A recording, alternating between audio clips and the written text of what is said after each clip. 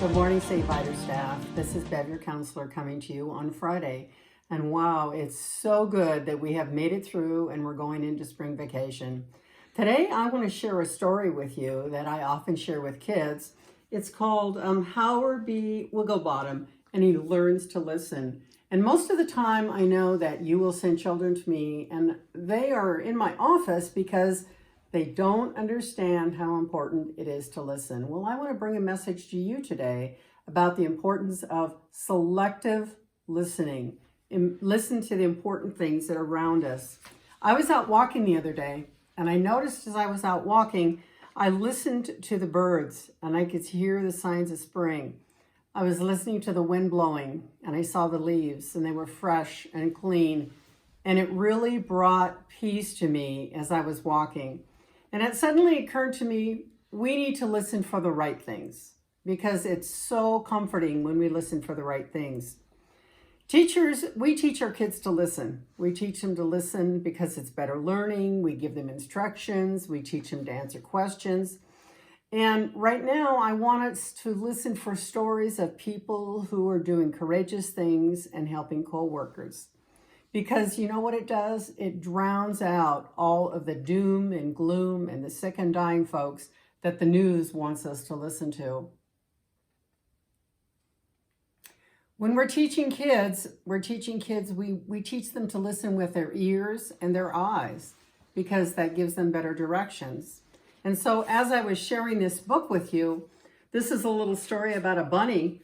And in the beginning, I read it to the kids. In the beginning, he doesn't listen very well, and he doesn't have much friends, and he doesn't have much fun. And then at the end of the story, once he learns how to listen, I'm going to share with you what happens to Howard B. Wigglebottom.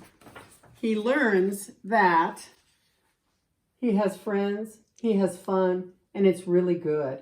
So today, I want to talk about selective listening and share that story with you. Okay?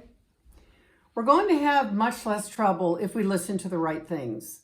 So what we have to do is we have to listen more to the things we want to listen to. We have to listen with our hearts, because we have to get into more fun things and things that are going to be helpful. And as adults, we need to listen to the right things too, as well as kids. We need to listen to kids giggling and laughing. We need to listen to songs and music. We need to listen to nature sounds. We need to listen to the skateboarding of kids outside, because it brings us peace and it brings us hope. It's critical in listening because we better understand. When we listen really well, we better understand. Right now, I want to tune out all of the anger and the confusion and the hurt and the negative going on. And those who strive are going to be what I call super listeners, okay? We want to be super listeners, because if we're super listeners, we get back to the best rewards, okay?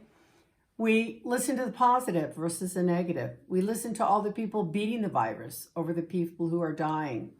We listen to the extraordinary acts of helping and kindness going on by families and friends. And we notice all of the colleagues who are reaching out to us, like all of us are here at St. Viator. Yesterday, I listened to a psychologist interview, and the question that psychologists was being asked is, what are we going to remember the pandemic for? And she said, we're going to remember it for increased resiliency, and we're going to remember it for the fact that the human spirit lives on. It lives on in spite of the doom and gloom. I was also listening yesterday to an interview with Rick Harrison of Pawn Stars, and he was saying he thinks Vegas will be back and stronger in 6 months from now than it was before, and I felt so good after I listened to that story. As I'm thinking of listening, I'm thinking of Scripture. And the Scripture says, let the wise hear and increase in learning, and the one who understands obtain guidance.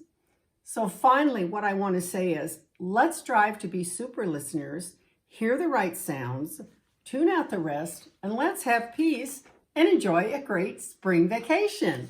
Let's be like Howard B. Wigglebottom.